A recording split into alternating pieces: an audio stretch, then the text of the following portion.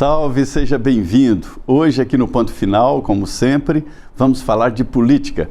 Você sabe que a política muda a sua vida, né? Define a sua casa, a educação dos seus filhos e o futuro. E é por isso que diretamente dos estúdios da Jovem Pan, aqui no Planalto Central do país, vamos falar aqui das entranhas da política. Hoje, um senador pelo Rio Grande do Sul, senador Hamilton Mourão, ex-presidente da República, general do Exército Brasileiro e que acompanhou aí os últimos acontecimentos nacionais. Senador, muito obrigado por estar aqui nos estúdios da Jovem Pan. Zé Maria, satisfação poder conversar contigo e com todas as pessoas que acompanham, né, esse teu programa, que já tem lugar certo, né, naqueles que querem saber o que está acontecendo no país. E sempre essa oportunidade é fundamental para a gente esclarecer muitos pontos que às vezes ficam duvidosos. Pois é, senador, o nosso objetivo é exatamente mostrar ali o contraponto, as entranhas da política e por isso essa conversa aqui descontraída. Mas é preciso manter ali a institucionalidade, senador. E a institucionalidade está em debate. Como é que o senhor está vendo ali a relação entre os poderes? O senhor já participou do Executivo, viu o outro lado, conhece muito bem o Judiciário e agora no Congresso Nacional. Como é que o senhor classificaria essas relações institucionais, senador? Pois é, Zé Maria, o que eu tenho colocado, né, até fiz um discurso recentemente lá no Senado, nós estamos padecendo um mal hoje no país que é a discórdia, né? Porque o dissenso, né, o debate de ideias, isso tudo faz parte da democracia, mas a discórdia, né, o rancor, a vingança, isso vem sabotando as relações entre as instituições. Né? Senador, foi bom o senhor tocar nesse ponto, porque eu tenho visto que o senhor é alvo de ataques e a gente acha, ninguém sabe, a internet ela é meio escura, né? A gente não sabe exatamente de onde vem, mas a impressão é que é fogo amigo. O que está acontecendo? Eu recebo fogo de ambos os lados, né, Zé Maria? E eu sempre adoto a seguinte linha de ação. A minha vida é um livro aberto, né? Eu sempre fui uma pessoa de posições muito claras, definidas, né? E tenho absoluta certeza que nunca mudei isso. E nessas horas que a gente recebe ofensa, a paciência é fundamental. Né? Outro dia eu li, né, um trecho, atribuem até ao Leonardo da Vinci isso, que a paciência é como roupa de inverno. Quanto mais você tem, menos frio você sente. Né? Então é a forma como a gente tem que se comportar como homem público, né? E a gente sabe que como homem público está sujeito, né, a essas situações. O senhor não sai respondendo de pronto? Não respondo. Não respondo porque a maioria das pessoas reage exatamente como eu estava te falando. É a vingança, é a discórdia, não é? Bota para fora um ódio, ainda mais agora no tempo das redes sociais, não é? Que garante que 2, 3 dedadas aí de um celular e você já descarregou aquela ira que você estava sentindo naquele momento. Senador, é um assunto assim meio polêmico no mundo inteiro, é sobre o posicionamento. O mundo mudou depois dessas novas mídias sociais, né, desse novo mundo de comunicação. E aí, senador, regulamentar ou não? Não, eu acho que a gente não pode cercear a liberdade de expressão. Então, a questão da regulamentação, né, vamos dizer assim, da internet, né, ou da comunicação que você tem na internet, ela está sujeita logo aos ditames do Código Penal. Então, é óbvio que se eu sou ofendido, caluniado, e se eu quiser entrar com um processo, uma vez que eu identifique o ofensor, o caluniador, eu tenho as armas que o Código Penal e então vamos usar. Não existem dois mundos, né? Então, não existe isso. Então, a gente tem que saber manobrar nesse mundo e, principalmente, ter muito cuidado para não entrar contra aquilo que é uma liberdade fundamental, que é a liberdade de expressão. Agora, as pessoas, né, têm que compreender que a crítica educada, ela faz parte. Agora, uma crítica mal educada, ela perde o sentido. Senador, mas a dificuldade de identificar quem é o agressor, né? Eu costumo fazer um exemplo do veículo, o carro. O carro, quando foi inventado e veio para o Brasil, brinquedinho de Barões do Café, atrapalhava. E aí chegou um ponto que falaram, não, peraí, temos que regulamentar. Aí proibido estacionar, mão e contramão, sinal de trânsito e autorização para dirigir. Censurou o carro? Não, colocou regras. O senhor disse aí de identificar, mas é uma dificuldade muito grande para saber quem é exatamente que está te atacando. A realidade, né, Zé Maria, você tem os robôs, né? Isso existem, né? E aí, pessoas que trabalham comigo sabem isso aí.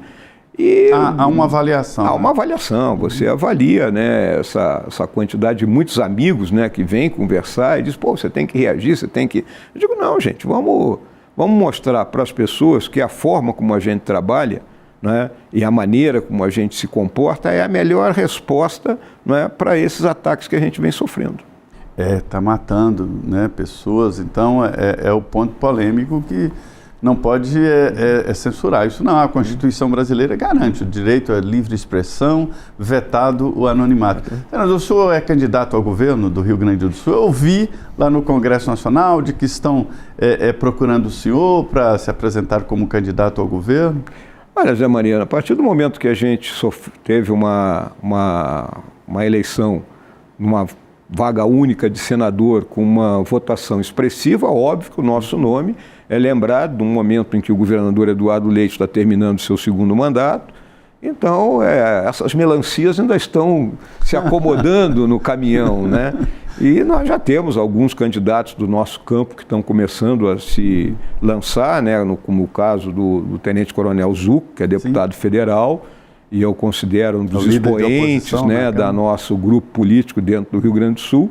Então nós estamos trabalhando em conjunto nisso aí, né, e aguardando qual vai ser a decisão. Eu sempre tenho dito que os nossos partidos, né, têm que estar unidos, né, para termos uma candidatura e uma composição de chapa entre governador, vice, senador, são 2 vagas para o Senado, né, capaz de representar bem a maioria que eu vejo no Rio Grande do Sul hoje, que é uma maioria de direita e centro-direita.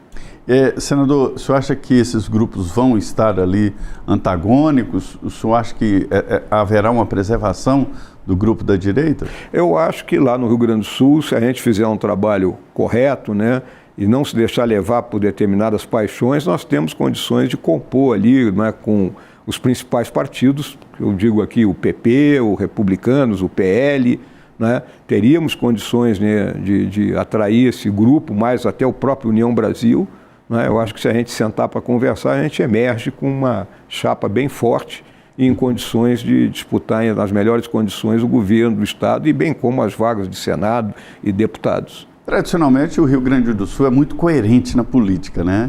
Os políticos do Rio Grande do Sul não costumam ficar pulando de partido em partido, isso é uma tradição. E há uma grande expectativa ao Senado, né? O PL está fazendo uma grande articulação para dominar o Senado. 40 senadores de 81, né?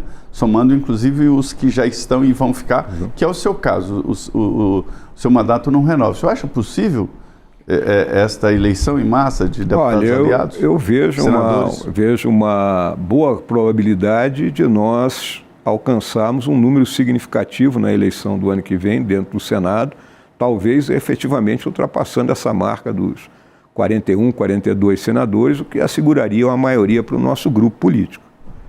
Exatamente, isso aí poderia levar a um domínio do Senado Federal e isso é muito estratégico, porque o Congresso está empoderado e qualquer que seja o próximo presidente da República, ele vai depender exatamente do Congresso Nacional. Agora, o cenário para a presidência, né, que está muito nublado, né? Ninguém tem uma ideia clara de como será, não.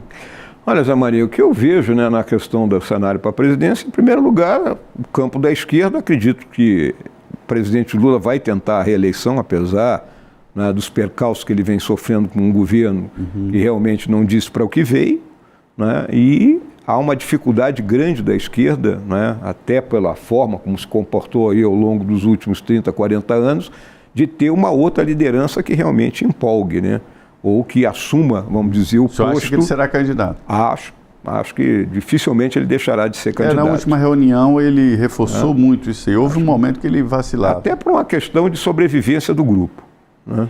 Agora, do nosso lado, é óbvio, né, que o presidente Bolsonaro continua a ser a grande liderança, mas está sofrendo todas essas questões aí, não só das questões judiciais que ele vem enfrentando, como também a própria questão de saúde dele.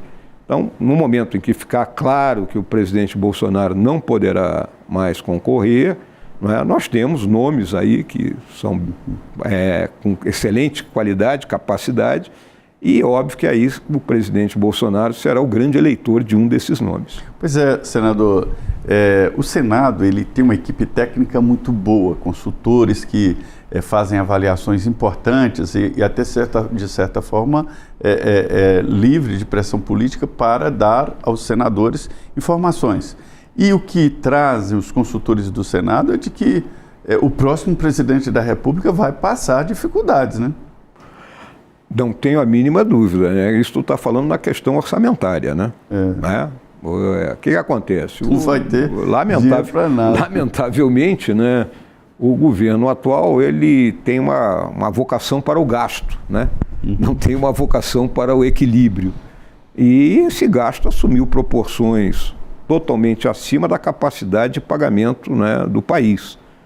E óbvio que nós estamos chegando no limite, né? Tanto do arcabouço fiscal que foi montado no ano retrasado e também da capacidade, vamos dizer assim, arrecadatória do Estado.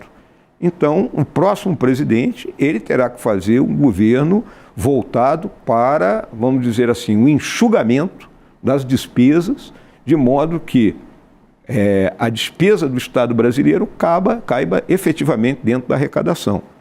Então, tem série de medidas aí que terão que ser tomadas. O Tribunal de Contas da União alertou que a situação está complexa, né? Eu não vejo saída, viu, Zé Maria? Eu não vejo. Quem assumir no dia 6 de janeiro, que agora muda, né? Não teremos mais essa posse de 1º de janeiro, né? Posse da ressaca, vamos falar assim. Nossa, todo mundo com aquele bafo, olho vermelho, depois das festas, né? De final de ano. Final de ano tinha a posse de prefeitos, governadores e presidente da República. Então, impedir a vinda de autoridades estrangeiras, né? Porque é uma data universal. Então, nesse dia, essa pessoa terá que, né, partir para medidas, né, sérias, né? Então eu vejo aqui, digo para ti, na minha visão, né, é a questão da correção do salário mínimo, não vai ter como continuar dando aumento real, porque o impacto é muito grande. Na previdência e em gastos públicos. Né? A questão da revisão dos gastos previdenciários, do BPC, a questão das isenções fiscais, que esse ano estão em 540 bilhões, ano que vem vai para mais de 600 bilhões, então, tudo isso terá que ser revisto de modo que se abra um espaço para que o país volte a ter uma previsibilidade orçamentária e o governo uma capacidade efetiva, né, de poder governar. Eu sei que o senhor estuda muito bem o orçamento, senador, e eu sou um crítico do engessamento do Estado brasileiro, né? O orçamento é mais de 5 bilhões, quase 6 bilhões, 5 bilhões e 400 milhões. Desculpa, 5 trilhões e 400 bilhões, 5 trilhões. 2 trilhões para dívida, né? Pagamento de serviço da dívida. 2 trilhões, previdência e folha de pagamento, despesas fixas. Quer dizer, não sobra nada. Então, é muito mais do que conter despesas. É preciso fazer uma reforma geral. A reforma administrativa, né, essa é algo que se discute e tem que ser avançado, né, de modo que o Estado tenha realmente vamos dizer assim, uma capacidade de trabalho, mas de acordo com aquilo que a nação pode colocar à disposição desse Estado. Né? O Estado não pode ser maior do que a nação, senão ele termina por, né, se tornar disfuncional. Isso é uma questão. Né? E nós temos a questão de vinculação, né? Então isso já falado há não sei quanto tempo, a vinculação de gasto com saúde e educação, né, que engessa os administradores, desde o prefeito até o próprio presidente da República. Eu sempre comento que o prefeito de uma cidade ele é obrigado a gastar X na saúde e Y na educação, independente da necessidade desses dois setores. Você pode ter uma cidade que tem mais gente idosa, ou seja, precisa de mais gasto em saúde, e menos, né, criança, que você precisa de menos gasto na educação, mas você é obrigado a gastar, termina gastando mal. Eu sei de história de prefeito, senador, que está calçando a rua em frente à escola e jogando como gasto na educação, é isso mesmo. O José Serra, ele já criticava aqui no Senado Federal exatamente esse engessamento, né? Qualquer um que entre no governo, ele não pode fazer muita coisa. O senhor é general do Exército Brasileiro. Senhores, os militares, eles não ficam marchando nos quartéis em indecisos cordões, como diz a música lá do Vandré, não. Fica estudando, estuda muito. Para se chegar a general, olha, é um caminho de longos estudos, né? Então, chega realmente muito preparado. O senhor conhece muito de orçamento. E, recentemente, os militares, os comandantes militares, estão reclamando exatamente do orçamento. E eu entendo que nós agora estamos num novo patamar com relação às Forças Armadas, né? O mundo mudou. Desde a invasão da Ucrânia pela Rússia, né, que acendeu uma luz amarela, vamos dizer assim, no mundo, mostrando que a guerra entre dois países que se pensava que estava banida, e voltou a acontecer. De trincheira. Uma guerra de desgaste. Vamos ver, nós estamos no 4º ano desse conflito. Entramos no 4º ano. É praticamente a mesma duração que teve a Primeira Guerra Mundial. E com uma mortandade bem grande de ambos os lados, aí no caso de russos e ucranianos, né? E óbvio que as Forças Armadas hoje, elas são altamente tecnológicas, e quanto mais tecnológico é o armamento, maior é o gasto. Né? A guerra hoje não é fuzil e bala. Né? Ela é muito mais do que fuzil e bala. Então é uma guerra mais cara. E as Forças Armadas... Um drone custa... Você tem desde drones ultra baratos até drones, né, de última geração, vamos dizer assim, que são de vigilância, de reconhecimento, né, que carregam uma tecnologia embarcada maior. Mas você tem hoje drones baratos que carregam uma granada e jogam lá em cima, e até os próprios drones assassinos. Tem drones mais de 400 mil, né? Tem drones de milhão. Tem drones de milhão. Mas o que eu quero colocar aqui para ti, Zé Maria, e para os nossos telespectadores, é que é necessária uma previsibilidade, ou seja, que as Forças Armadas saibam que ela tem um percentual, né, do PIB para ter, vamos dizer, uma previsibilidade para a conclusão dos projetos, que isso não existe. Então existe uma PEC do senador Portinho, do Rio de Janeiro, que é um grande quadro que nós temos, né, que prevê a chegada de até 2%, que é o padrão mundial de gasto, para as Forças Armadas, que hoje está em 1,1, 1,2%, ou até menos. Né? Então seria uma chegada faseada, né, até esses 2%, de modo que com isso a Marinha, a Força Aérea e o Exército tivessem condições de manter os seus projetos e estarem, vamos dizer, acompanhando a evolução da arte da guerra, como está acontecendo nos demais países do mundo. Eu costumo comparar com a manutenção. Se você não faz uma manutenção na sua casa ou na sua empresa, não gasta dinheiro com a manutenção, um dia você entra, a luz foi embora e gasta muito mais e não tem como reparar, vai ficar no escuro. As Forças Armadas, elas não podem ser montadas de uma hora para outra. É preciso uma cultura, é preciso treinamento, é preciso passar de geração em geração. Não é assim, senador? Quer dizer, não pode descuidar. Existe um velho aforisma da vida militar, Zé Maria, que diz o seguinte: um exército pode passar 100 anos sem ser empregado, mas não pode passar 1 minuto sem estar preparado.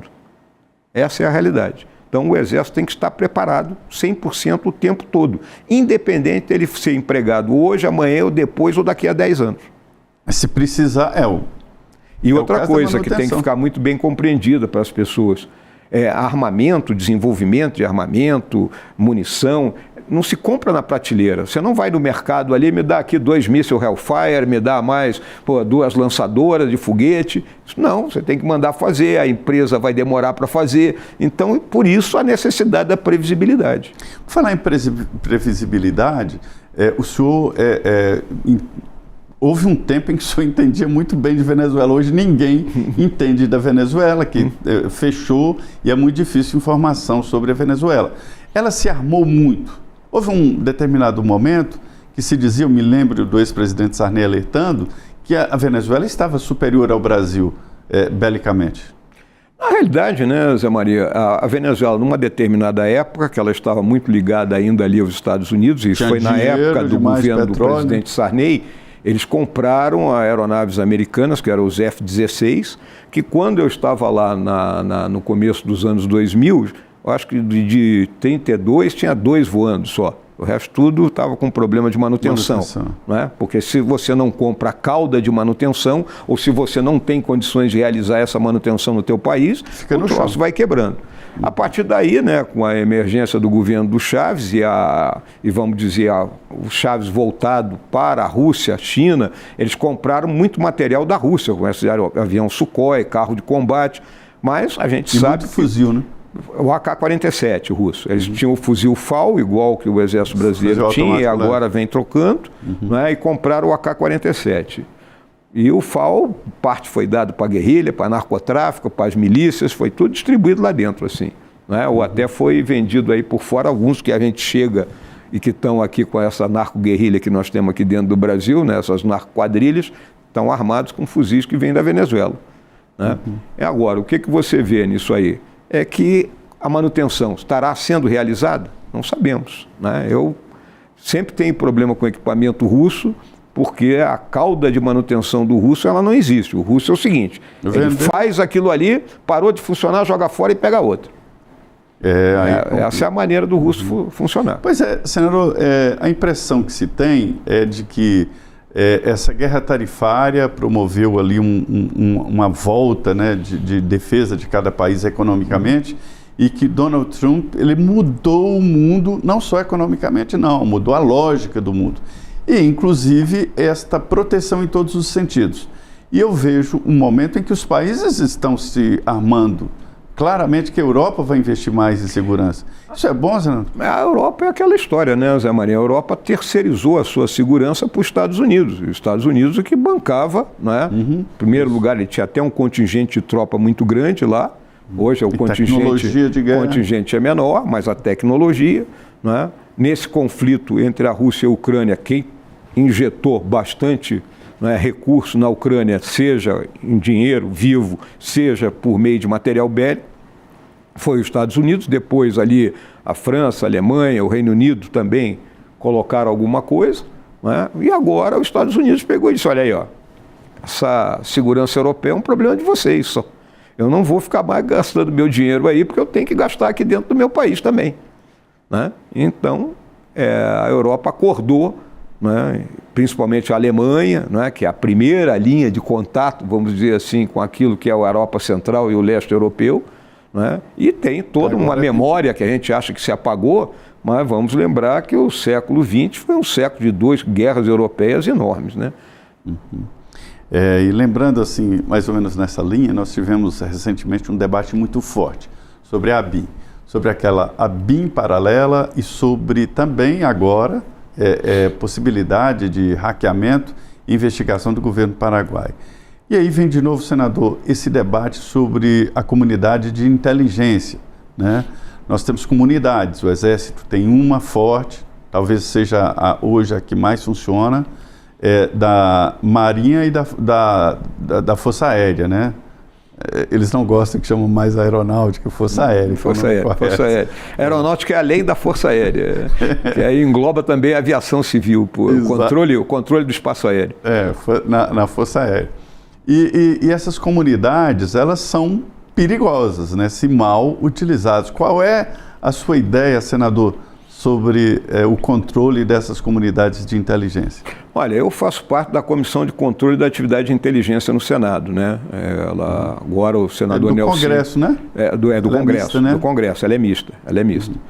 O senador Nelsinho Trade, que é o presidente da CREA, me indicou também como representante da comissão, lá na comissão.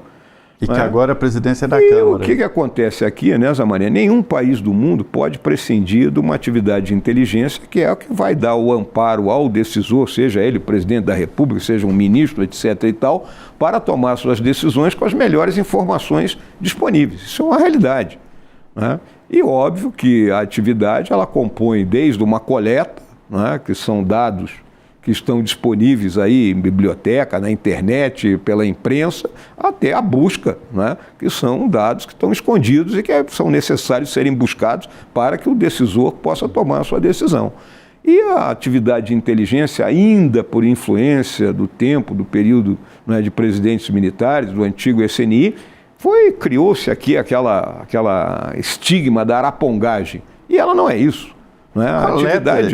É uma atividade de Estado, então existe uma metodologia para uma produção de conhecimento que vai apoiar uma decisão do presidente da República.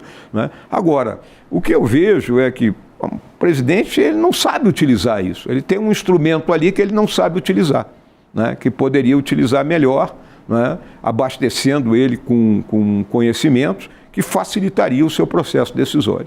Pois é, às vezes a coleta de informação está aí nas mídias sociais, né? Está aí nas conversas públicas, na imprensa, e o profissional da área de inteligência vai coletar, concatenar e ver ali, fazer uma peneira. E principalmente, né, Zé Maria, o profissional de inteligência, o analista, né, quando ele vai produzir esse conhecimento, a gente sempre tem que colocar, ele tem que despir as suas paixões. O analista não pode colocar a sua paixão naquilo ali. Por isso que tem uma metodologia para ele utilizar e buscar o quê? A verdade, sempre a busca da verdade, senão ele vai prestar um mau assessoramento ao decisor. O senhor acha que as comunidades de informação, elas se comunicam?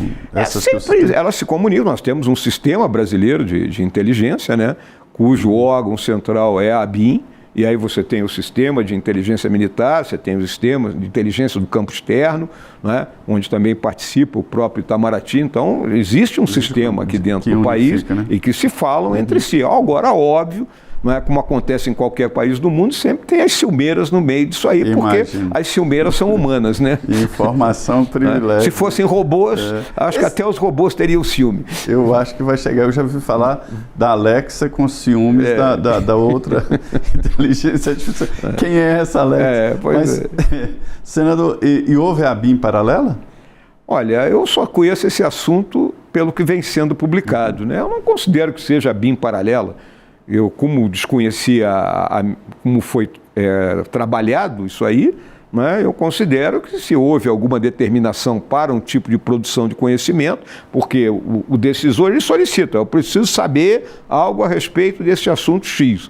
A ABIN que vai ver como é que ela vai produzir um conhecimento que atenda àquela necessidade do decisor, seja ele o presidente, o ministro, seja lá quem for. Pois é, a gente fala de inteligência, por exemplo, faltou o serviço de inteligência nesse caso do roubo do INSS, né, senador? Pelo amor de Deus, o governo já tinha que ter identificado. Na realidade, esse serviço seria por meio da CGU.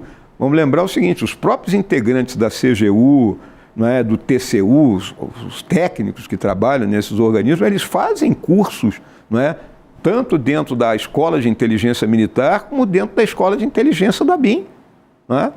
Para aprender essas metodologias, porque é importante para o trabalho deles, porque eles é que estão voltados para essa atividade aí. E esse caso do INSS, né? Com certeza, dados começavam a pipocar aí de tempos em tempos e necessitavam ter tido um tratamento mais, vamos dizer assim, vamos acender uma luzinha aqui, porque algo não está correndo bem. Mas, de qualquer jeito, agora esses organismos levantaram isso aí e tomaram a atitude necessária, né? Pois é, a maldade é tão agressiva que ela cresce e acaba sendo engolida pela própria maldade. A esperteza quando é demais, né? A esperteza quando é demais. Hoje eu estava conversando com o senador Isalci, né? Essa semana aí eu conversei com ele. Não hoje, e é ligado à contabilidade, ele gosta muito dessa área. O Isalci me disse que tinha descontos de R$60, R$80. De 40 a 70, então, 80 reais. Eu estava pensando que eram descontos menores, porque quando você vai tirando de pouquinho, não, tira R$1, R$2, a pessoa não nota. Eu, por exemplo, não notaria se faltasse R$2 ali na minha conta, né? Mas agora, quando passa o número, aí o cara vai acender uma luz lá. Peraí, estão me tirando dinheiro aqui. Você acha que foi omissão ou tem profissionais do Ministério envolvidos? Não resta, a gente não sabe ainda, né, pelo andamento da investigação, mas não há dúvida que tem profissionais aí que trabalham, né, na área do Ministério que estão envolvidos, não tenho dúvida disso aí. É uma situação séria e vai exigir... Porque é aquela história, a entidade que implantou, né, que solicitou a implantação daquele aposentado, alguém lá tem que ter dado o visto bom, como se diz em castelhano. Né? Tá ok, pode implantar. Então, aí tem um esquema, né? Muito bem.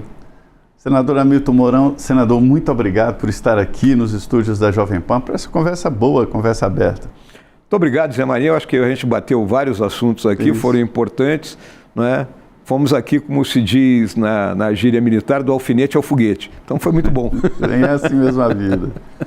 Queria agradecer a você que acompanhou aqui o Ponto Final, e a nossa missão é essa, levar até você as informações daqui de Brasília, Planalto Central do país, a capital de todos nós, né?